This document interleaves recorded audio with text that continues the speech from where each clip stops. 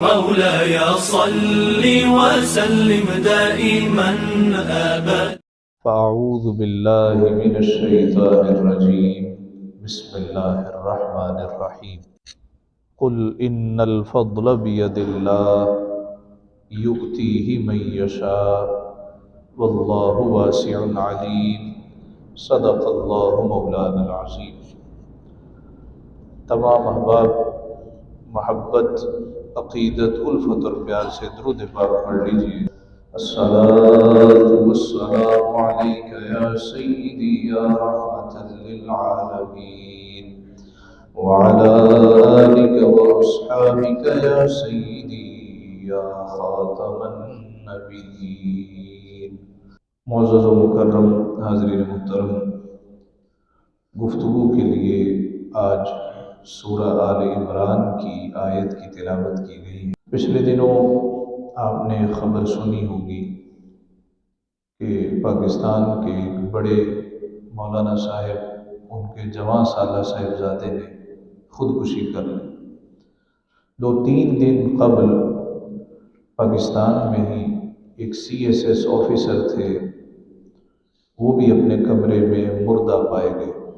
ابتدائی رپورٹ کے مطابق ان کو بھی ڈپریشن کا عارضہ لاحق تھا. آج سے چند سال پہلے ایک رپورٹ شائع ہوئی کہ پاکستان میں 35% کے قریب لوگ ڈپریشن کا شکار ہیں. ریسنٹلی ایک رپورٹ شائع کی گئی کہ پاکستان میں 65% کے قریب لوگ ڈپریشن کے مرض کا شکار ہیں. یہ ڈپریشن جس کو ہو اسی کو سمجھ آتی ہے کہ یہ کیسی بیماری ہے. اس کو ہم اگر اردو میں ڈیفائن کرنا چاہیں، اردو میں اس کی تعریف کریں تو ڈپریشن کہتے ہیں بے سکونی کو. چین نہیں ملتا، سکون نہیں ہے. اور یہ نہیں ہے کہ وہ غریب بندہ ہے اس کو ڈپریشن ہے، غریب کو ڈپریشن نہیں ہوتا. فٹ پاتھ پہ سو جاتا ہے اخبار میں چھا کر، مزدور کبھی نیند کی گولی نہیں لیتا، وہ تو نیند کی گولی تک نہیں کھاتا. بہت سے غریب لوگ، مزدور، حاری، جن کا گھر بار ہی کوئی نہیں ہے، آپ نے دیکھا ہوگا فٹ پاتھوں پہ سو رہے ہوتے ہیں، ادھر سے بھی شور، ادھر سے بھی شور، ایسی چنگاڑ ہے کہ قیامت کا سما ہے، مگر ان کو پرواہ ہی کوئی نہیں. اور دوسری طرف سکون ہے، ظاہراً بند کمرہ ہے، نرم گداز بستر ہے، دنیا جہاں کی آسائش ہے، ہر نعمت موجود ہے، مگر سکون نہیں. اب راتوں کو اٹھتا ہے، جب ایک دفعہ اٹھتا ہے پھر نیند نہیں پڑتی.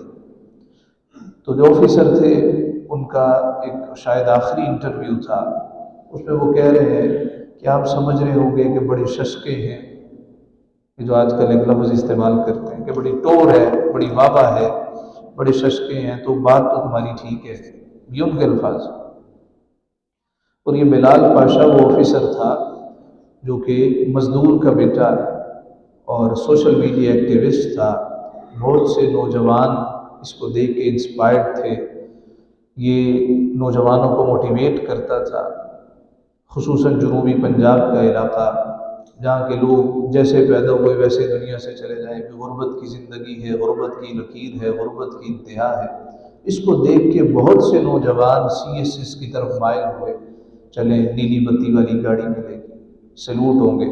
تو اپنے آخری ایک ولاگ میں کہتا ہے کہ آپ سمجھ رہے ہوں گے کہ بڑے ہمارے ششکے ہیں، تو ایسے ہی ہے. میں اٹھتا ہوں تو کپڑے میرے استری ہوتے ہیں، باہر گاڑی موجود ہے، ڈرائیور ہے، پیٹرول موجود ہے، کوئی کسی قسم کی پریشانی نہیں ہے. لیکن تمہیں کیا خبر کہ اندر بے سکونی ہے. اس اندر کی بے سکونی کو دوستو ڈپریشن کہتے ہیں. اور اس کا علاج کیا ہے؟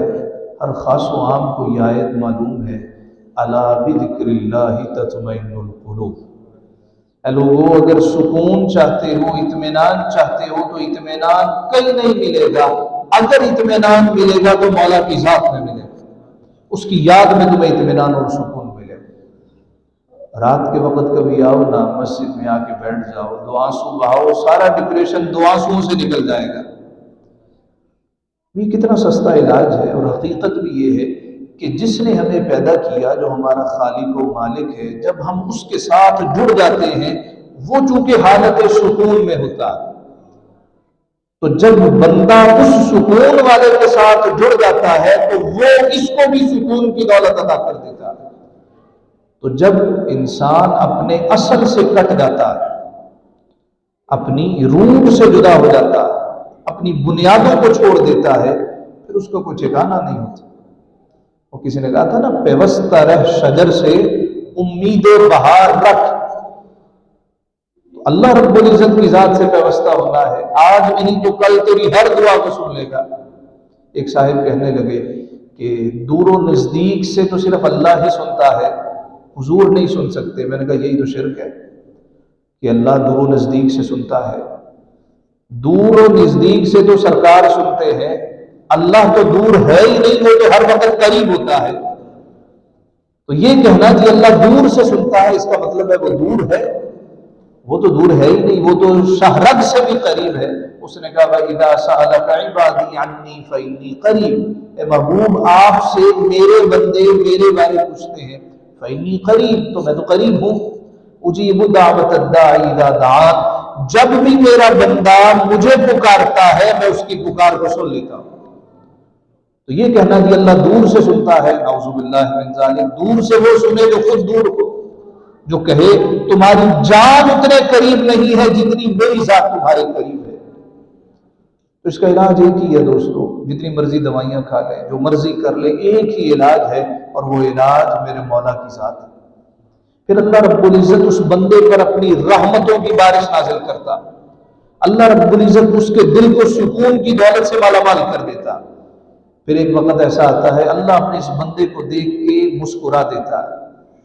ایک حدیث مبارکہ ہے کہ اللہ کے کچھ لوگ، کچھ بندے ایسے ہیں جنہیں دیکھ کر میرے اللہ بھی جیسے اس کی شان ہے مسکرا دیتا، اور ان میں سے ایک بندہ، پہلا بندہ وہ ہے جو کہ رات کے وقت اٹھتا ہے، لمبی راتیں ہیں، جاڑوں کا موسم ہے، جس طرح سردیاں ہیں، 7:30 بجے نماز سے فارغ ہو جاتے ہیں، اس کے بعد کھانا شانا کھائیں، گپے شپے لگا لیں، کیا کرنا ہے، 10-11 بجے بھی کوئی سوئے، 3-4 بجے آنکھ کھل جاتی، 6 بجے فجر کی جماعت ہوتی ہے، تو 3-4 بجے آنکھ کھلی۔ عام طور پہ پہلے کیا ہوتا تھا، آنکھ کھلی چلو یار تہجدی پڑھ لو، اب آنکھ کھلی فیس بک دیکھ لو، ٹک ٹاک چلا لو، کوئی اس طرح کی اپلیکیشن چلا لو، تو وقت برباد، تنہائی خراب۔ میرے مصطفیٰ نے فرمایا اللہ کے وہ بندے جنہیں دیکھ کے میرا مولا مسکرا دیتا ہے، ان میں سے ایک بندہ وہ ہے رات کے وقت جب اس کی آنکھ کھلتی ہے تو گناہ کی طرف مائل نہیں ہوتا، وضو کرتا ہے، مصلی پہ آتا ہے، جب وہ مصلی پہ اللہ اکبر کہتا ہے میرا اللہ اس کو دیکھ کے مسکرا دیتا کہ خواب خرگوش کے مزے لے رہے ہیں مگر یہ بندہ میری یاد پہ کھڑا ہو گیا۔ پھر فرمایا ایک وہ بندہ جب جماعت میں شرکت کرتا ہے تو صف بندی کا اہتمام کرتا ہے، یعنی جماعت کھڑی ہے، کوئی 2 فٹ ادھر ہے، کوئی 4 فٹ ادھر ہے، کس کو معلوم نہیں صف بندی کرنی کیسے، کندھوں کے ساتھ کندھے ملاتا ہے، صف بندی کرتا ہے، میرا اللہ اس کو دیکھ کے بھی مسکرا دیتا۔ اور ایک وہ مجاہد جب میدان جہاد میں جاتا ہے، اس کی نیت یہ ہوتی ہے آج دین خدا کی سربلندی کروں گا، یا تو قتل کر دوں گا یا شہید ہو جاؤں گا۔ فرمایا جس کی یہ نیت ہو اور وہ میدان جہاد میں صفوں میں کھڑا ہو، اس صف میں کھڑے ہوئے مجاہد کو دیکھ کے بھی میرا اللہ مسکرا دیتا۔ اور ایک روایت میں ہے جو بندہ ایثار کرتا، ایثار کا مطلب ہے اصل کا پیچھے ہٹ جانا اور نقل کا آگے آ جانا۔ نبی اکرم صلی اللہ علیہ وسلم کی خدمت اقدس میں ایک صحابی حاضر ہوئے، عرض کرتے ہیں یا رسول اللہ ما عندنا قوت الا الماء، میرے پاس پانی کے علاوہ کھانے کی کوئی شے نہیں ہے۔ صحیح مسلم میں روایت ہے، تو یا رسول اللہ کو مہربانی کریں۔ حضور نے فرمایا میرے گھر جاؤ، حجرے میں معلوم کرو کچھ کھانے کو ہے۔ ایک صحابی گئے، حجرے سے معلوم کر کے آئے، کچھ بھی نہیں تھا۔ یا رسول اللہ کچھ نہیں ہے۔ فرمایا دوسرے میں چلے جاؤ، وہ بھی خالی، تیسرے میں بھی خالی، چوتھا بھی خالی، 11 کے 11 حجرے خالی۔ کس کے حجرے خالی ہیں؟ 2 جہاں کی نعمتیں ہیں جس کے خالی ہاتھ۔ مگر میرے مصطفیٰ بخیل نہ تھے، حضور علیہ السلام جوڑ جوڑ کے، جس طرح ہماری عادت ہے جوڑ جوڑ کے رکھی جاؤ، بعد میں مر جاؤ، اور بعد میں بچے اس کے لیے لڑتے پھریں اور کہ جی ابا جی کو دفنانا ہو تو ہیں جنہوں دسو کہ میرا حصہ کتنے ہے، پہلا حصہ کٹو پھر ابا جی کو دفنانا۔ یہ ہمارے ساتھ ہوتا ہے، یہ اس معاشرے میں ہوتا ہے۔ حضرت میاں صاحب نے کہا تھا مرنوں بعد ڈرونا بڑیوں، تے ہاتھ نہ لاندے ڈر دے، جنہ پیچھے تو پاپ کمائے اج کتنے نے تیرے گھر دے۔ وہ گھر والے پھر قریب نہیں آتے، وہ کہتے ہم نے ہاتھ نہیں لگانا، نہلانے والے کو بلاؤ، قرآن پڑھنے والے کو بلاؤ، کفن والے کو بلاؤ، قبر کھودنے والے کو بلاؤ، دفن کر دیتے بچوں کو بلاؤ کہ قرآن پڑھے۔ انہی کے پیچھے پاپ کمائے نا، انہی کے پیچھے یہ سب عیاشیاں کی نا، انہی کی خاطر یہ سب کچھ کیا اور بدلے میں یہ صلہ دیا۔ تو نبی اکرم صلی اللہ علیہ وسلم بخیل نہیں تھے۔ میرے مصطفیٰ نے فرمایا ہے کوئی جو آج ہمارے اس مہمان کو اپنا مہمان بنا لے؟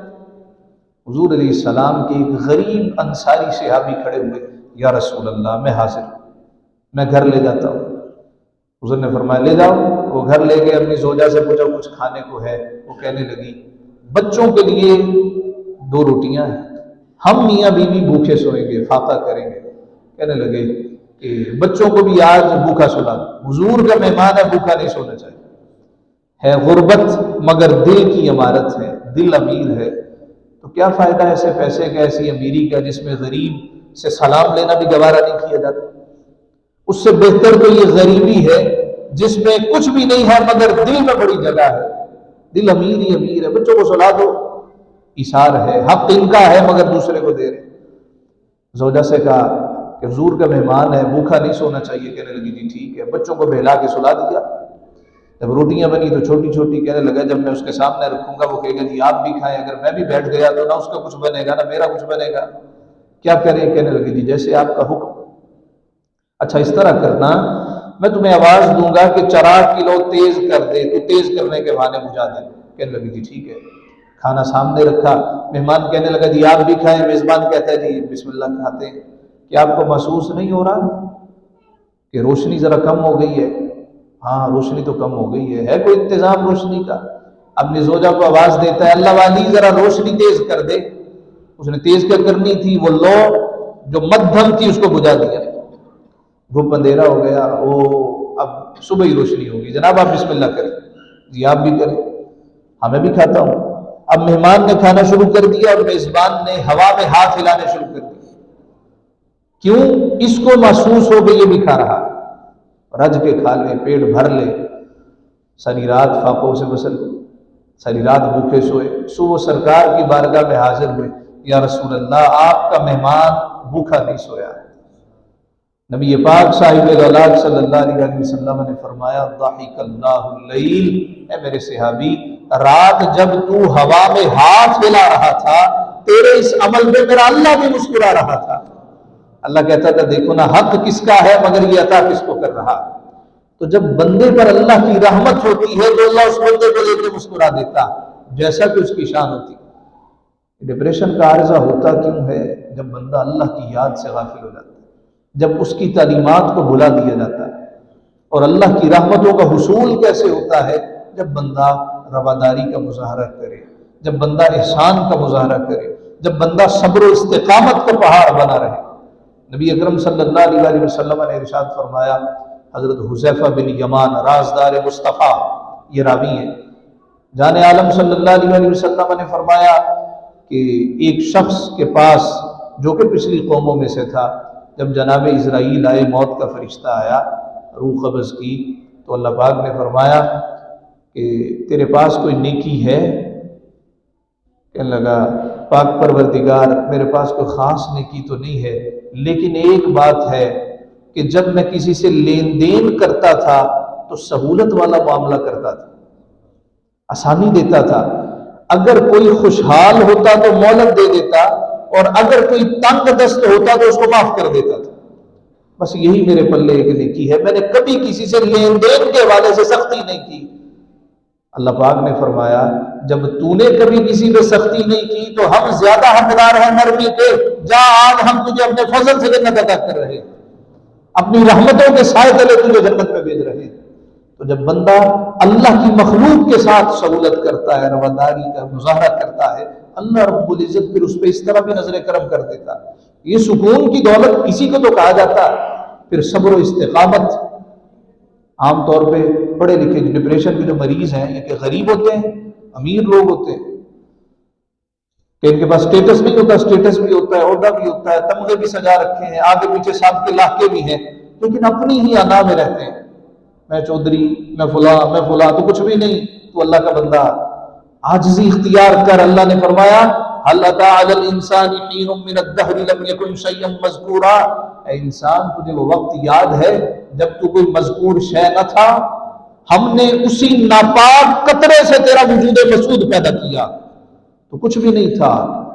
تو جو آج اکڑ خواہ بنا پھرتا ہے، تیرے اندر انا ہے، کبر ہے، گردن میں تیرے گھاٹر سریا ہے، تو کچھ بھی نہیں تھا۔ کپڑوں پہ تو پڑتا تھا، تیرا کپڑا پلید ہو جاتا تھا، تو جسم سے نکلتا تھا، تو جس کے جسم سے نکلتا تھا اس پہ غسل فرض ہو جاتا تھا۔ تیری اصل وہ ہے، تیرے پروردگار نے اس گندے قطرے سے تیرا وجود پیدا کیا ہے، اور تو آج اکڑتا ہے، تو آج کبر کا مظاہرہ کرتا ہے، آج تو کہتا ہے میں چودھری، میں فلاں، تو کچھ بھی نہیں۔ ایک وقت آئے گا تو کچھ بھی نہیں ہوگا، ایک وقت تھا تو کچھ بھی نہیں تھا۔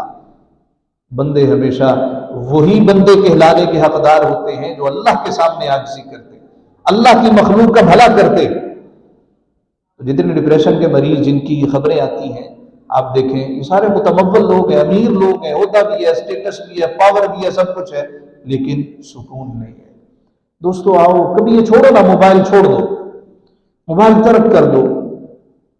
رات 8 بج گئے، موبائل میں نے بند کر دیا، اب صبح کے وقت اس کو چلاؤں گا۔ قرآن کھولو، رات کے وقت ساری رات نہ محرموں سے باتیں کرتے، احساس گناہ ختم ہو گیا، کبھی اللہ سے بھی باتیں کرو۔ اللہ سے باتیں کیسے کرنی ہیں؟ فرمایا قرآن کھول لو۔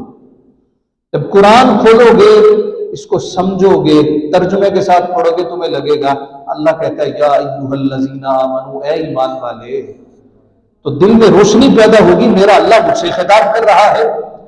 جب قرآن کھولو گے تو اللہ فرمائے گا اے بندے، اب بھی وہ وقت نہیں آیا تیرا دل اس کی یاد میں لرز اٹھے، تو سمجھنا اللہ مجھ سے باتیں کر رہا ہے۔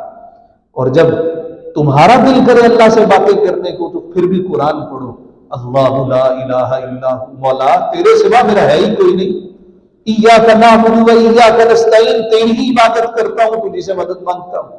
اہدنا الصراط المستقیم، مولا سیدھا رستہ دکھا دو۔ چھوڑو یہ ساری انا کے وہ کہ فلاں غریب ہے، فلاں امیر ہے، اس سے ملنا، اس سے نہیں ملنا، یہ اسٹیٹس کو، یہ آپس کی چیزیں ہیں، اس نے ڈپریشن کا مریض بنا دیا۔ کبھی غریبوں کے پاس بیٹھ کے کھانا کھاؤ، مزدور گھر میں لگائے ہیں تو کہو آؤ بھئی آج ہم سارے مل کے کھانا کھاتے ہیں، خدا کی قسم اللہ تمہارے دل کو سکون کی دولت سے مالا مال کر دے گا۔ یہ سکون کی چیزیں ہیں جن کو ہم نے ترک کر دیا، یہ اصل چیزیں ہیں جن کو ہم نے ترک کر دیا۔ مسجد میں آ کے کبھی جھاڑو دو، چوٹیوں میں آؤ، کبھی صفائی کرو، سب کے سامنے شرم آتی ہے، رات کی تاریکی میں آ جاؤ، محلے کی مسجد میں چلے جاؤ، صفائی کرو۔ یہی تو اطمینان قلب کا دوست ذریعہ ہے۔ الا بذکر اللہ تطمئن القلوب، خبردار ہو جاؤ، سن لو، اگر سکون چاہتے ہو، نہ دنیا کے مال میں ہے، نہ متاع میں ہے، دولت میں ہے، نہ کسی عہدے میں ہے، سکون ہے تو پروردگار کی یاد میں۔ اللہ تعالیٰ سے دعا ہے اللہ رب العزت ہم سب کو سکون جیسی عظیم دولت سے مالا مال فرمائے۔ وآخر دعوانا ان الحمد للہ رب العالمین۔